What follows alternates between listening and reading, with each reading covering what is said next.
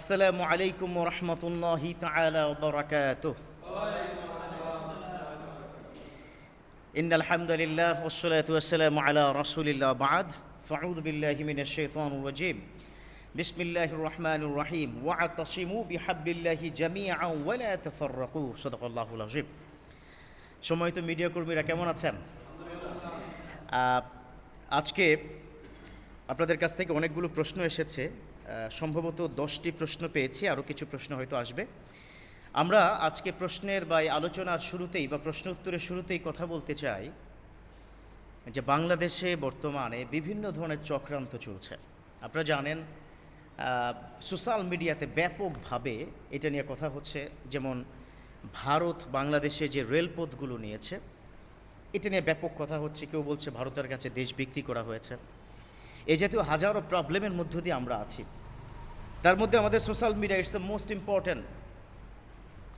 একটা সোসাইটির জন্য সোশ্যাল মিডিয়াটা কতটা ইম্পর্ট্যান্ট এটা আমরা সবাই জানি। কিন্তু আমি বিনীত অনুরোধ জানাবো, আপনারা যারা আজকে এখানে এসেছেন অনেক প্রশ্নের জবাব নেবেন, প্রায় অনেকগুলো মিডিয়া এসেছেন, মোর দেন 10। তো এই মিডিয়াতে আমরা প্রশ্নগুলো দেব, তার আগে বলবো যে কোনো ধরনের উস্কানিমূলক কথা এটার মধ্যে যেন না হয়। অ্যাট দ্য সেম টাইম আমরা আজকে যে কথাগুলো বলবো, যে প্রশ্নগুলো করব, প্রশ্ন এসেছে বাথরুমে একসাথে বাথরুম ও টয়লেটে একসাথে বিসমিল্লাহ বলে উজু করা যায় যাচ্ছে কিনা, ধনী হওয়ার আমল আছে কিনা, এই ধরনের আরও বেশ কিছু প্রশ্ন, সম্ভবত আরও কিছু প্রশ্ন ওনাদের কাছ থেকে আসবে। আমি তাহলে কি প্রশ্ন শুরু করবো ইনশাল্লাহ? প্রশ্ন উত্তর ইনশাল্লাহ। জি, প্রশ্ন না, আরও কিছু প্রশ্ন পেয়েছি ইনশাআল্লাহ তাআলা। জাযাকুমুল্লাহ খায়ের। প্রশ্নগুলো উত্তর দেওয়ার আল্লাহ পাক সঠিকভাবে যেন কোরআন এবং হাদিসের ভিত্তিতে প্রশ্নের জবাব দেওয়ার জন্য আল্লাহ তৌফিক দান করেন, সবাই পড়ি আমিন। বিসমিল্লাহ। প্রথম প্রশ্ন, বাথরুম ও টয়লেটে একসাথে যদি হয় তাহলে বিসমিল্লাহ বলে উজু করা জায়েজ আছে কিনা? বাথরুম এবং টয়লেট, বাথরুম মানে হচ্ছে যেখানে গোসল করা হয়, টয়লেট মানে হচ্ছে যেখানে জরুরত সারা হয়, একটু দুটো যদি এক জায়গায় হয় তাহলে উজু করার সময় বিসমিল্লাহ বলা যাবে কি না? ইতিপূর্বে আমি বেশ কিছু প্রশ্নের সমাধান এভাবে দেওয়ার চেষ্টা করেছিলাম। সেখানে কিন্তু আমি বলেছি যে বাথরুম এবং টয়লেটের ডেফিনেশন সবার আগে জানতে হবে। বাথরুম মানে হচ্ছে গোসলখানা, যেখানে আমরা গোসল করি, উজু করি। টয়লেট হচ্ছে শুধুমাত্র একান্ত আমার জরুরত, পায়খানা এবং প্রস্রাবের জন্য, জরুরত সারার জন্য কিন্তু টয়লেট ব্যবহার করা হচ্ছে। এখন টয়লেটের মধ্যে নিশ্চয় আমরা সবাই জানি সেখানে কোনো দোয়া, আল্লাহর নাম, বিশ্বনবীর উপর দুরূদ, কোনো তাসবিহ তাহলিল কোনো কিছু করার কোনো সুযোগ নেই।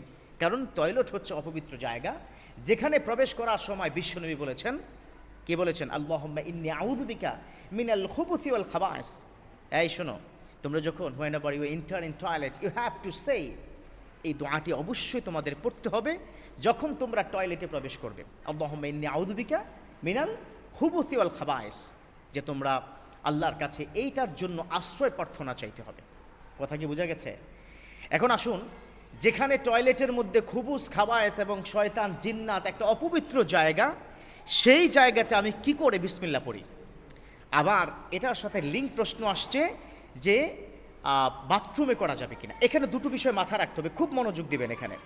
এক নম্বর হচ্ছে টয়লেট এবং বাথরুম দুটো আলাদা হতে হবে, সবচেয়ে উত্তম। ওয়ার্ল্ডের সব স্কলার বলেছেন টয়লেট এবং কি বাথরুম আলাদা হতে হবে। বিশ্বনবীর আবু দাউদ শরীফের 27 নম্বর হাদিস, আমার বিশ্বনবী বলে দিয়েছেন, লা ইয়াবুলুন্না আহাদুকুম ফিল মুসাহাবা, খবরদার তোমরা টয়লেটের মধ্যে উজু যেখানে করো, তোমরা যেখানে গোসল করো সেখানে খবরদার তোমরা প্রস্তাব করবা না। আহুয়া ফিত, বিশ্বনবী বলেছেন সুম্মা ইয়াসওয়াসু ফিহি, সেখানের মধ্যে শয়তান ওয়াসওয়াসা প্রদান করে। এজন্য উজুর খানায় উজু করবেন, বাথরুমে উজু করবেন, কিন্তু যেখানে টয়লেট এবং বাথরুম একসাথে আছে সেখানে উজুর ক্ষেত্রে খুব সাবধানী হতে হবে। কারণ ছোটো ছোটো বাচ্চারা আপনি দেখবেন সেখানে প্রস্রাব করে দেয়। আমাদের শহরের মধ্যে আপনি দেখবেন হাই কমোডগুলো যেখানে ব্যবহার করে। মনে রাখতে হবে দুটো ইম্পর্ট্যান্ট বিষয়, একটা হাই কমোড আর একটা হচ্ছে লো কমোড। লো কমোডের ক্ষেত্রেও বর্তমানে সোসাইটির মধ্যে একটু উঁচু জায়গায় আমরা কি করি, আমরা আমাদের জরুরতগুলো সারি। একটু উঁচু অথবা লো কমোড যদি হয় সেই জায়গাটা আপনার জন্য সেফ, কারণ ওখান থেকে আপনি নেমে বা হাই কমোড থেকে আপনি নেমে তখন আপনি উজু করেন।